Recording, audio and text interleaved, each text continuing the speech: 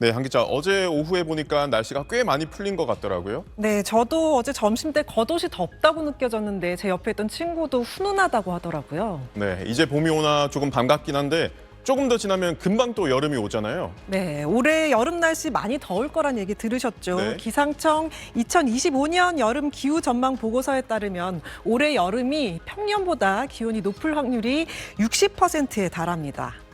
또 이 지난해 여름 40도 폭염이 올 것을 예견했던 기후학자 이 김해동 계명대 환경공학과 교수가 올해 여름 수준의 더위가 4월부터 11월까지 이어질 것이라고 전망하기도 했습니다.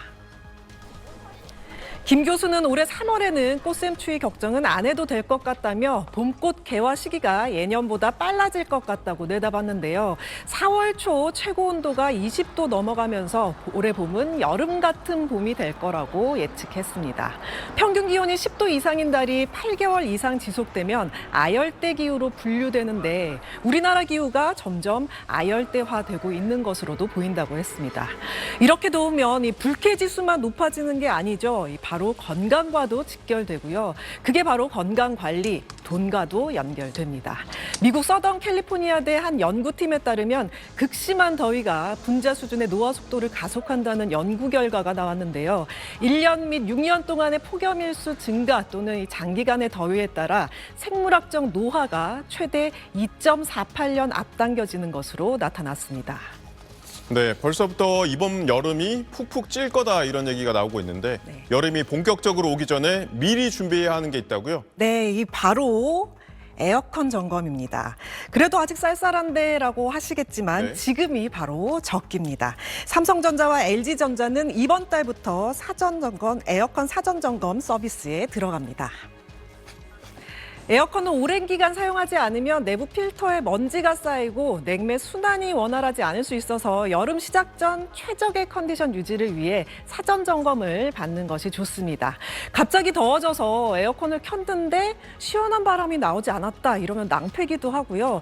특히 이렇게 더울 때 에어컨 AS 신청하고 수리받기까지 한 달 이상 걸리는 경우 경험해 보신 분도 있을 겁니다. 여름에 기다리지 않으려면 에어컨 비수기에 관리해 두셔야겠죠. 삼성전자 서비스는 지난 4일부터 다음 달 20일까지, LG전자도 오는 10일부터 다음 달 30일까지 에어컨 사전 점검 서비스를 진행합니다.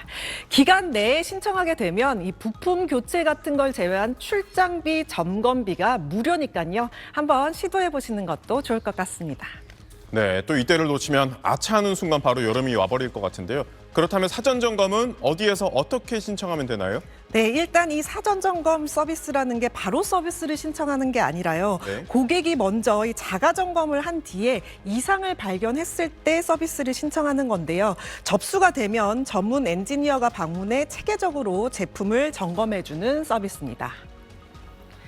서비스 신청 전에 자가 점검이 필요한 항목은 좀 체크를 해두셔야 합니다. 이건 다들 경험을 해보셨을 텐데요. 한참을 기다려서 점검을 받았는데 어이없는 실수일 때가 있습니다. 고장이 아닌 고장으로 인한 서비스 접수인 넌센스 콜이 전체 방문 점검의 30%나 되는데요. 이걸 잡기 위해 자가 점검을 미리 하는 겁니다.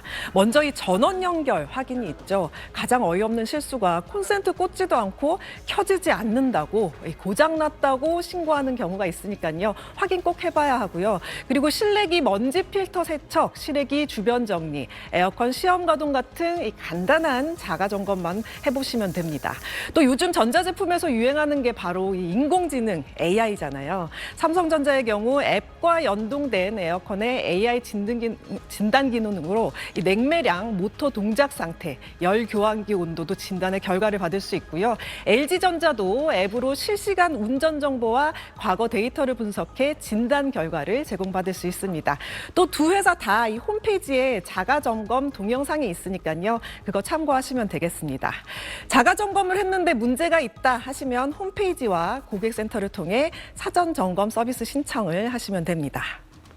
실제로 최근 에어컨 수리 요청이 밀려들면서 한 달 넘게 기다려야 하는 경우도 적지 않습니다.